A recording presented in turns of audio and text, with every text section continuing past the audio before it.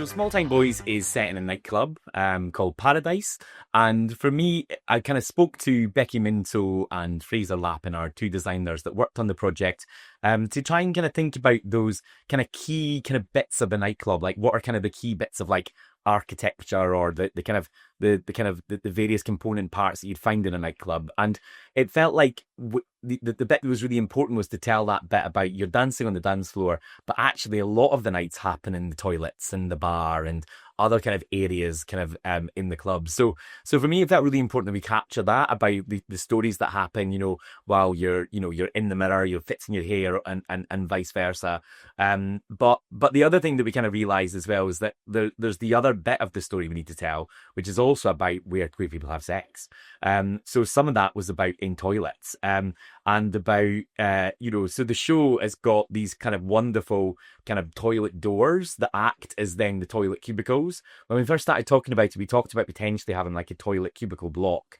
But then actually Becky was suggesting, well, because there's some of the things that I wanted to kind of do in the choreography about could the doors move and things like that. So she suggested that actually maybe we just take toilet doors that the dancers then use that can be used in various different ways so they can kind of move about.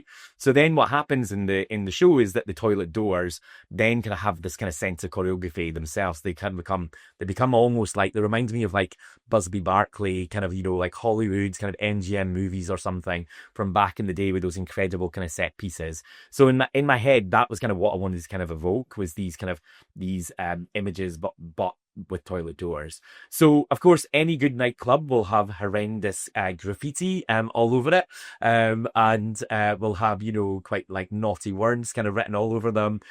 So we just asked the dancers to just go free at it, to imagine back in the 80s, kind of like what were the kind of things you think would be written on the wall.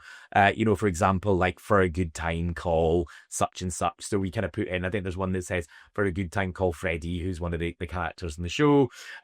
And then there's lots of things about the kind of like politics of the time as well, about Margaret Thatcher was in power at the time. So there's lots of kind of crude kind of imagery and language kind of written all the doors about how she'd, just really let down the queer community at that time. So there's lots of there's a lot of venom then kind of towards that character. So there's lots of quite humorous kind of things.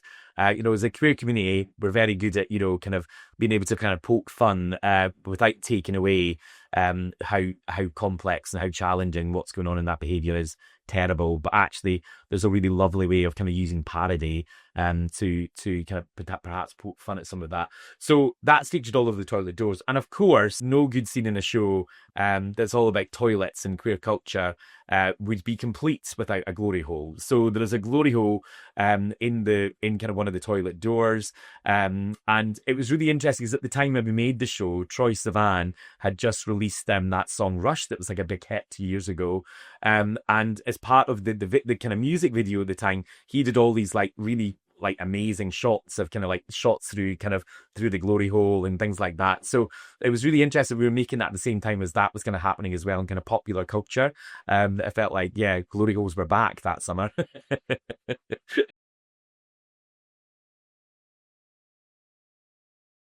So Keith Haring made the artwork Once Upon a Time in 1989. He basically took over like a men's bathroom, where there's also kind of like urinals in the stalls, but he kind of drew loads and loads of penises all over the wall. And they're really like, they're really kind of vivid in kind of the kind of imagery that you could see on there.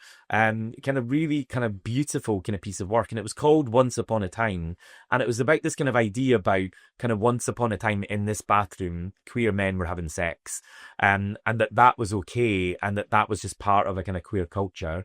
And it's kind of like, it's almost like a mark of like what happened at the time, because now suddenly people were not doing that because they were really afraid of this virus, of the kind of HIV/AIDS crisis at the time. So I feel like as a piece of work, it's kind of on the surface, it's quite kind of it makes you laugh when you see the work, and it makes you kind of like, look at that kind of graffiti, his kind of version of graffiti on the walls, with all the penises and all the kind of sperm flying about all over the walls and things. And it's quite graphic in lots of ways. But then when you look at it, when you sit with it a little bit longer, you then kind of think, it feels quite moving after a while, because you then realise actually how queer culture had just completely shifted and changed. And now suddenly there wasn't that freedom of people being able to feel like they could have they could have sex, and the kind of right sex for them, but rather that there was then this kind of new form of sex that was kind of being told that that's how we were going to survive, and if we wanted to live longer, then you would have to use condoms, and the people became very afraid of sex, and quite terrified of that. So I feel like as an artwork, that really moved me, and then really inspired then that toilet scenes that I wanted to kind of show in my version of it. I wanted to capture that once upon a time feeling about this is actually what was happening in toilets. So there's bottles of poppers being passed about, there's glory holes, you see people, kind of interacting with various kind of people and various kind of acts kind of all the way through that kind of scene.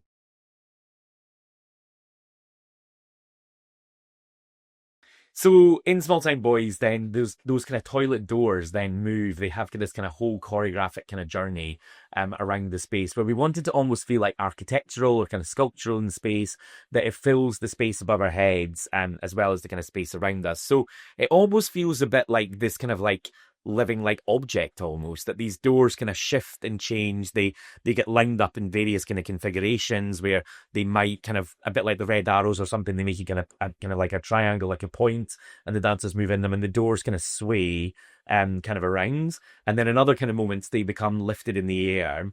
And there was something where I was looking at like a lot of like Renaissance paintings and thinking about the imagery that was kind of in there, and then also looking back to, I think it was is it Liberty Leading the People? It's like the really famous kind of image of the kind of French, from the French Revolution, where there's someone kind of holding up with the French flag, and then the kind of people's kind of bodies kind of shifting and moving back. So we kind of always tried to kind of create that with like toilet doors as well, by trying to think about that idea about it's like there's a bit of a revolution, there's a fight for life, there's a fight for survival, there's a fight for to be able to be looked after and have the right kind of rights in healthcare, and all those kind of things felt like it was a really important bit of the time. So I kind of took my mind back to this really famous painting, thinking, could we recreate that with toilet doors?